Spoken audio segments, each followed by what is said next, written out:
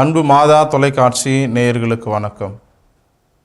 இன்றைய நாளிலே நற்செய்தியிலே இயேசு நமக்கு அறிவுறுத்துவது, நீங்கள் உள்ளம் கலங்க வேண்டாம், கடவுளுடன் நம்பிக்கை கொள்ளுங்கள், என்னிடம் நம்பிக்கை கொள்ளுங்கள் என்பதை நமக்கு உறுதியாக வழங்குகிறார்.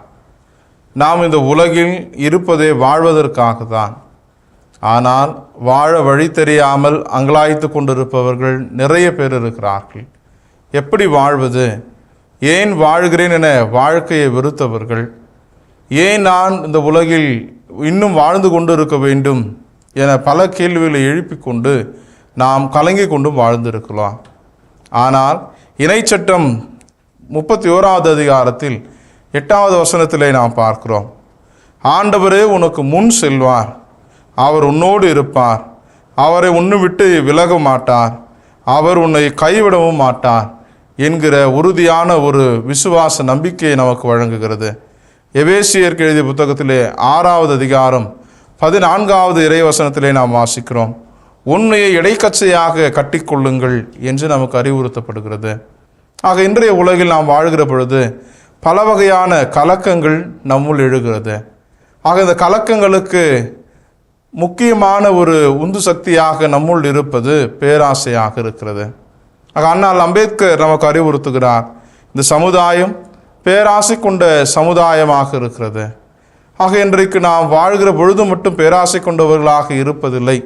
மனிதர்களாகிய நாம் இறந்த பிறகும் பேராசை குணம் கொண்டவர்களாக நாம் வாழ்கிறோம். எப்படி எனில், நான் இறந்த பிறகும் என்னுடைய சமாதியை நிறைய பேர் வந்து சந்திக்க வேண்டும், நான் இறந்த பிறகு என்னுடைய பெயர் போற்றுகிற வகையில் என்னுடைய கல்லறைகள் அமைந்திருக்க வேண்டும் என பேராசை மிகுந்தவர்களாக நாம் வாழ்ந்து கொண்டிருக்கிறோம்.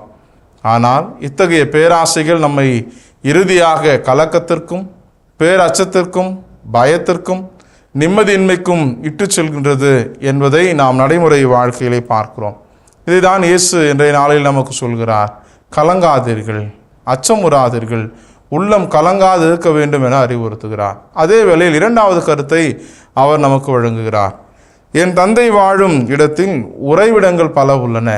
இந்த வார்த்தையை நாம் சிந்திக்கிற பொழுது எல்லோருக்குமே கடவுளுடைய மோட்சத்தில் இடம் இருக்கிறது.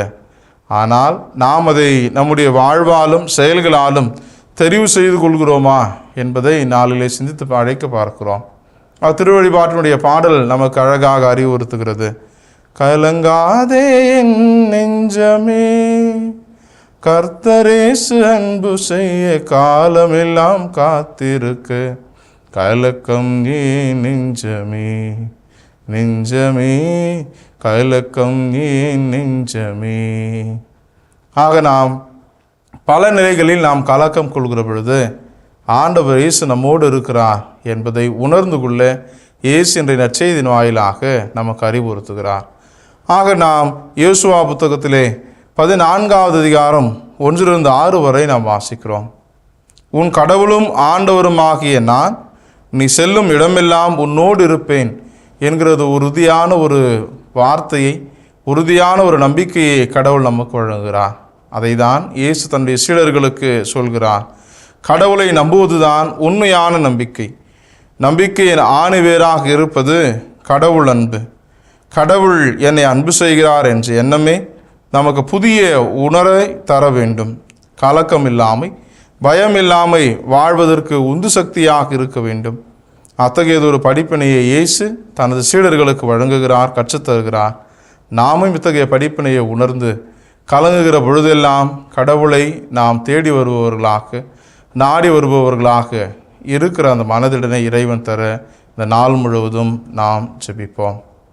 இயேசுவுக்கே புகழ், இயேசுவுக்கே நன்றி, மரியே வாழ்க.